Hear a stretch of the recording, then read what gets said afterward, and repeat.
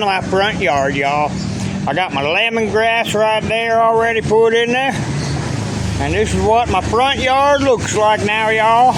All renovated. All the trees planted in my front yard. And look at this. And look at this. You even have a big bird that laid an egg inside the nest, y'all. Well, big bird just put a bird nest in there. Yeah. This is what the front yard looks like, all renovated, nice and pretty. Put these trees up inside here. Got me my 2 pineapple plants. They've been sitting there growing the whole time, y'all. Yep. And that's what the renovation looks like right now, y'all. Completely finished, nice and clean. Nice and clean, y'all. Before it looked like really bad.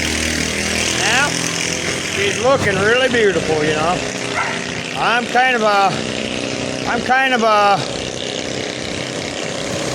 amazed at my little bit of abilities for landscaping. But this is what it looks like, y'all. And it's looking wonderful.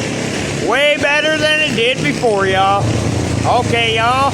That's old Hillbilly Joe and his update on the finished product.